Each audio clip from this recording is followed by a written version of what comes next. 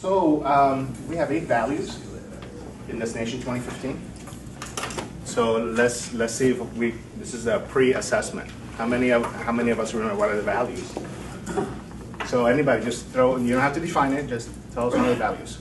High expectations. High expectations. Equity. Okay. Close the achievement gap is something we value, but it's not stated as a value and belief. It's in the aim, and it's embedded in some of these things. Academic success for all. Academic success for all is not actually on the value list. Is something we call that our motto, and it's part of our sort of presence. U46. See what I'm saying? We haven't really spent that much time on it, so we can share that out now. Thank you. So we have equity. We have respect, professional development, stakeholder involvement, safe and secure environments,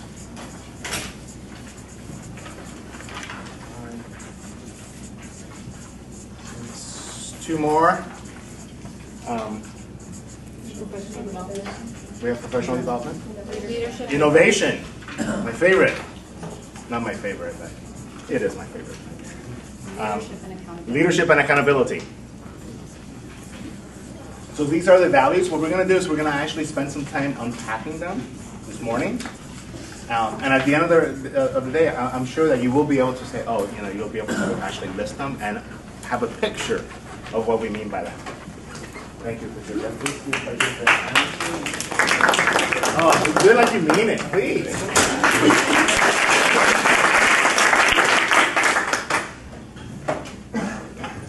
So if I really, we'll talk about it as we develop some new strategic plans and new efforts. We'll probably add to these because one of them that struck me that we didn't have, that we do value, is excellence, right? We value excellence, and we're going to talk about that a little bit. So I'm going to actually start. You have a sheet to take notes. I'm going to just go down the line. So equity. And here are some Destination 2015 brochures that have the definition. Not enough for every single person, because I know you have those and you have access to them, but if you have enough for every table to at least refer to them, you can look at that. We define equity as like this. We say, we believe that race and culture exert a powerful influence on teaching and learning. We will close the racial, ethnic achievement gap through our behaviors and practices. So I've done this before, but let me define the gap for us.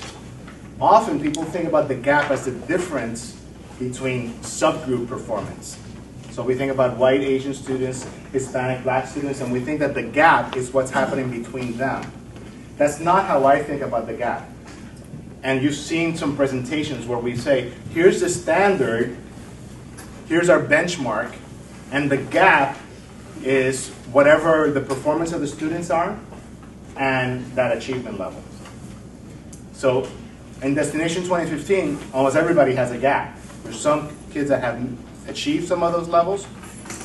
And actually, in talking with Ron the other day, we're going to move to this assessment, and we're going to really talk about, rather than closing the achievement gap, we want to close the excellence gap. Because that gives you a different sense, right? Because we all have a gap around excellence. How do we close the excellence gap? So that was one piece. Singleton, I mentioned Glenn Singleton in that courageous conversation. He defines educational equity in this way. He says, educational equity is raising achievement of all students while narrowing the gaps between high and low performing students, at the same time taking away the predictability that race and ethnic group might have in figuring out, in our mind, who is high achieving and low achieving. So when I say high achieving, who comes to you? Up to you in your mind. You have a picture of who those kids are, the high achievers, and who the low achievers are. So Glenn Singleton is saying that educational equity takes away that predictability by which that creates in our mind. Does that make sense? So operationally, what that means is how do we appropriately support every student need so that they actually meet the gap, meet the excellence target. And as some of you know, that my dissertation was using phenomenology, which is the study of meaning. And one way that you look into that is you actually go deep into the etymology of words, the meaning of words. So as I was looking at equity, I was comparing it to lack of equity, right? And inequity comes up. And inequity is actually related to iniquity. And so then when you begin to tease that out, then you begin to say, oh, okay, so that's where social justice comes in, right? Because iniquity, there's a sense of lack of fairness and lack of justice. And so that's what drives this work for us, to create justice, fairness for all students to achieve at very, very high levels. So equity is not a guarantee that all students will succeed, but it's a guarantee that all students will have whatever they need to succeed. So it does have to go into opportunity to learn, access, and those kinds of things. So the question for us is, we probably most people would say that we meet the needs of most of our white students. Because you got to go to race, you got to talk about race. That's why this is called Courageous Conversation. So we're going to just tease it a little bit into that territory. And so equity for us is how do we meet the needs of students of color as well as we meet the white students' needs? Because we seem to be able to do that pretty well in our systems. And the systems are producing the results that they're intended to produce. So that's why we have these achievement gaps. Asa Hilliard, how many know about Asa Hilliard? We're going to have to read up with Asa Hilliard. Asa Hilliard was a professor in Georgia State, and he said this in 1995. He said the problem is not a problem of knowing, it's a problem of willing. And this is a longer quote. He says, the knowledge and skills to educate all children already exist. Because we have lived in historically oppressive society, educational issues tend to be framed as technical issues, which denies their political origin and meaning. There are no pedagogical barriers to teaching and learning. There are no barriers around instruction, methodology, when willing people are prepared and made available to children. So if we're willing enough, we'll figure out the way, right? It's an American value. There's a will, there's a way. So if we haven't made our way, what does it mean? We haven't had the will. Race really matters in this area. And here's the interesting thing. I have spent probably 6 hours having this kind of conversation around race itself with my Board of Education and with Cabinet. And at the last time that we did this, we said, well, we got to figure out how to get this to our leaders. And we just haven't done it. And so yesterday when I asked about Asa Hilliard and when we got into this conversation, it really dawned on me that we just haven't done it. And so we're gonna tease you. We're gonna do a little teaser about this courageous conversation this morning, as it relates to equity.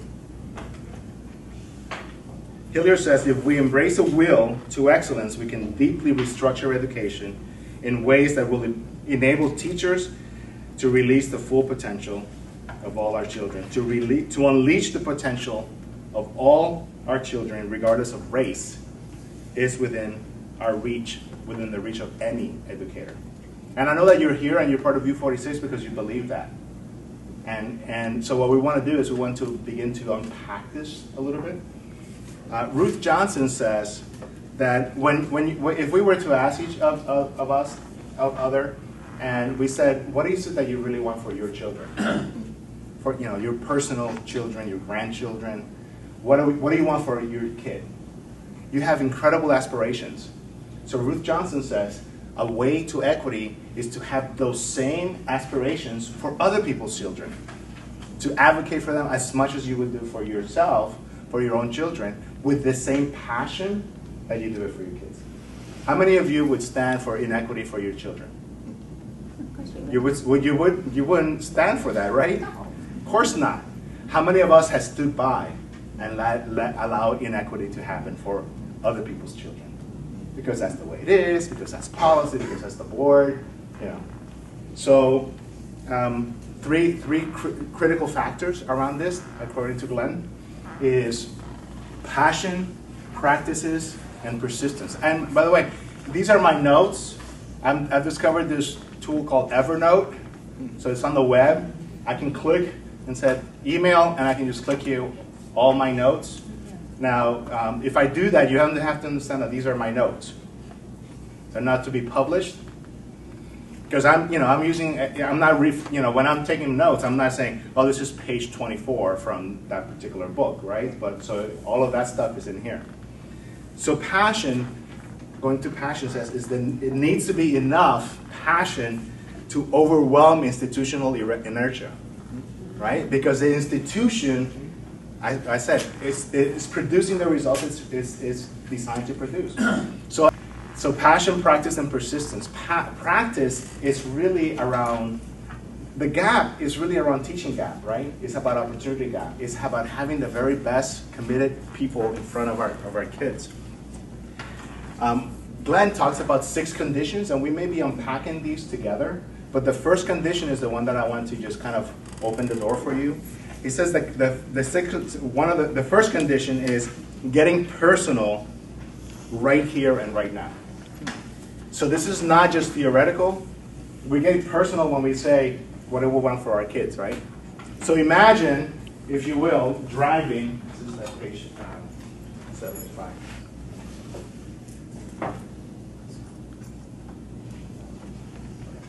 Driving, you're on the road, and you see this billboard.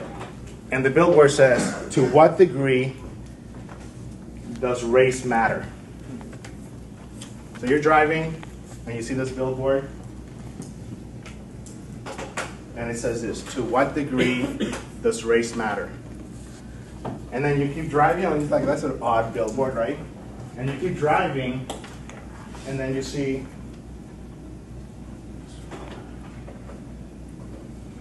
this one, it says race in my life, 0 to 100%. You know, how much does race impact my life? 0 to 100%. And when we have more time, we'll actually have a discussion about that, but we're not going to have the time. But think about it. How much does race impact your life? So I'm going to tell you a story. Somebody was asking me, you must not be here because, did anybody see my car out there? Well, so if you came late, you might have seen it. My son, Jackie, she said, oh, he must be working out. I haven't worked out in days. But my son started working for Hoffer Plastics. Right, Carol? He got a gold in the National Career Readiness Certificate. And he went to Hoffer Plastics. He's on 3rd shift, 12 p.m. to 8 in the morning. This week, literally, without, I wasn't thinking about this, but this week, I had a conversation with him because I use my car. I'm at school at 7:30. You know, I have to get going. And so I had a conversation with him, and I said, I don't know if you've seen my son, but he looks very much like me. He looks very Hispanic, very Latino. And so I told him, and he's in his uniform, this Corino, blue uniform, Hoffer Plastics. And he rides a bicycle to work at midnight, 11:30. And I told him, you know, you got to be really careful. Because as you're driving, if you're hit, people are going to think you're an immigrant without papers. And if they hit you, they're just going to just keep going. Because that's their mentality, right? About illegal aliens in this community. Isn't that true? Am I making this up? No. So you probably didn't know that, right? Can you see how race matters in my life? It might not matter in your life, but it mattered in my life. And it matters in people's lives who are usually students of colors, come to your school, and they bring all this baggage that you might not know about this stuff.